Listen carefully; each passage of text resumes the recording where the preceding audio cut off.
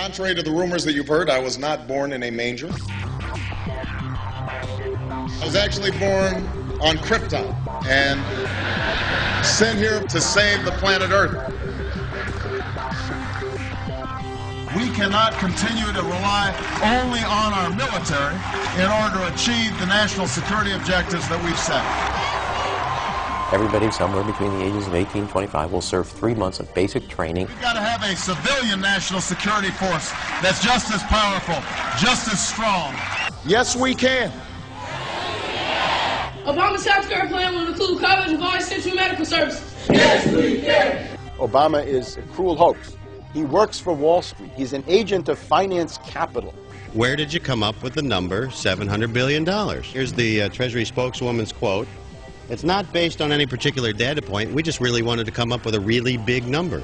To Democrats and Republicans who've opposed this plan, I say, step up to the plate. A few members were even told that there would be martial law in America if we voted no. Secretary Henry Paulson is no George Washington. I don't think anyone questions, Mr. Kashkari, that you're working hard.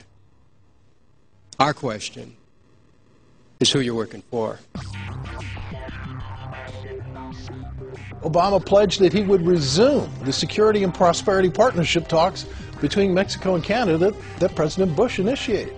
The old boss is starting to look a lot like the new boss. Robert Gates is going to remain on the job as Defense Secretary for at least a year. Plenty of sources knew about this meeting, told us and others that it was at Hillary Clinton's house, but clearly it wasn't.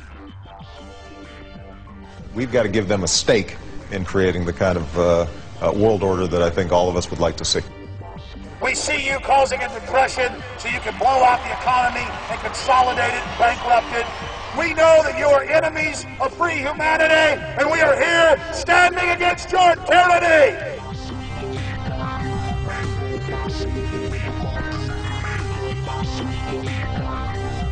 The Obama deception. The truth strikes back.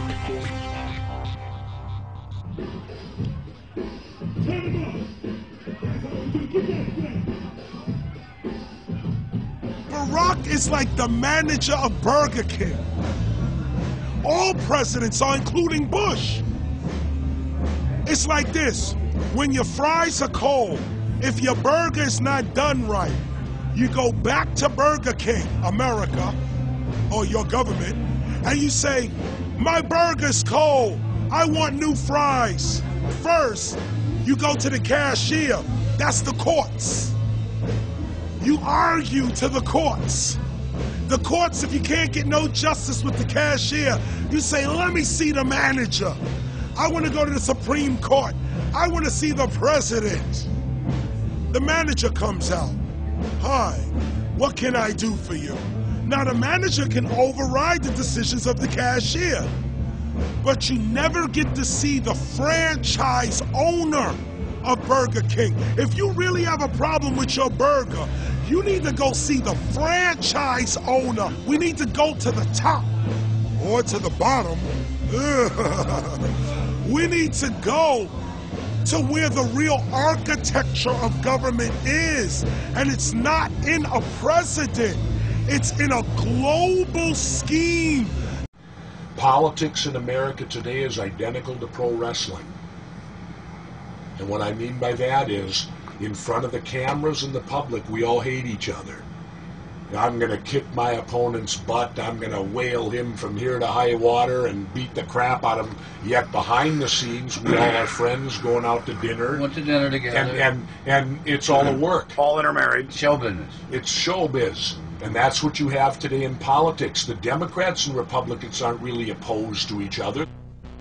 Left and right mean nothing. The only thing that counts is, are you working for Wall Street or are you trying to defend the people against the financiers? It's pretty obvious that there's some gigantic financial institutions that have been pulling the strings of politicians in this country for a long time. And just the fact that we have it set up where they can donate millions of dollars to these guys' funds, these guys' campaigns. I mean, how do we not expect it all to go bad? America in 2009 was desperate for change. The past 8 years have been a disaster. Those weapons of mass destruction got to be somewhere. Maybe under here.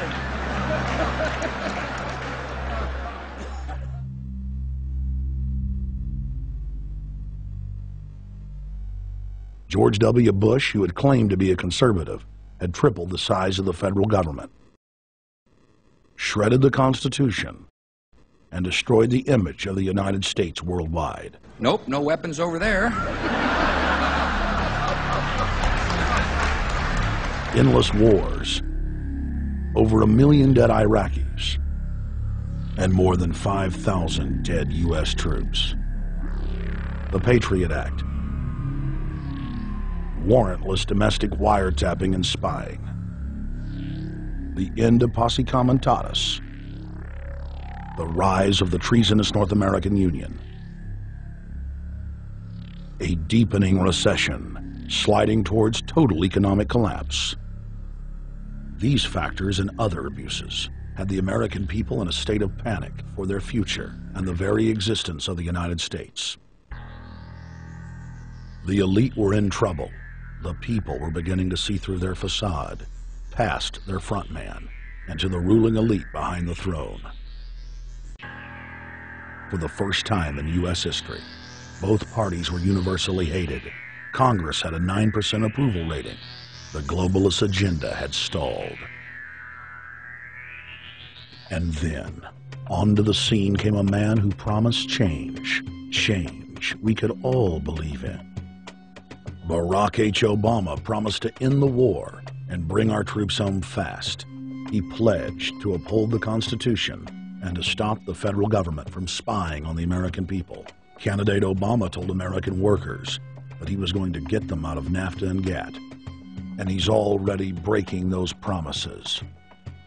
In this film, we will prove that Obama says one thing and does another, and that he works for the very same elite interests that Bush served, the very interest engineering the financial collapse and formation of a dictatorial world government. This film is not about left or right. It is nonpartisan. Our past documentary films are among some of the most damning indictments of George W. Bush and his administration that have ever been made. If humanity has any hope of effecting real change for the better, it will not come from the Madison Avenue false reality makers who have cast Barack Obama as the savior of the world. To alter our course from tyranny to liberty, to defeat the corrupt elite, we must get past the puppets and confront the real power structure of the planet. Now we can see a new world coming into view. A world in which there is the very real prospect of a new world order. Webster Griffin Tarpley is an accomplished geopolitical analyst and historian. Among his scholarly works are the unauthorized biographies of George Herbert Walker Bush and Barack Hussein Obama. Since Bush the elder made his speech at the United Nations back in September of 1990 talking about the New World Order, I think I've become confused about what's actually going on in the world. The New World Order is a more palatable name for the Anglo-American world empire. It's the planetary domination of London, New York, Washington over the rest of the world. It's hard to get people to join that or think they have a part in it if you call it the Anglo-American world empire. If you call it the New World Order, then people in India or someplace like that or the European Union might think, well, there's something in that for us too. But that's not what it is. It's the Anglo-American New World Order. It's really the old world order. It's the British Empire morphing into the American Empire. The U.S.-British world empire is what you're going to get. Combines of powerful men have always battled with each other over the levers of power. Gerald Celente is recognized as one of the world's foremost trends forecasters and is the founder of the Trends Research Institute. People that are knowledgeable know that the fight that this country has been waging since its inception is for the central bankers not to take over the country. And that's why people like Andrew Jackson were elected. And that's why people revere people like Thomas Jefferson and others. The takeover's happened, and it's a corporate takeover. Agents of the Bank of England attempted to assassinate President Andrew Jackson on multiple occasions because of his resistance against a private central bank being set up in the United States. And it was something that Abraham Lincoln warned. And this is, by the way, why I believe he was assassinated. This is the Lincoln quote. The money powers prey upon the nation in times of peace and conspire against it in times of adversity.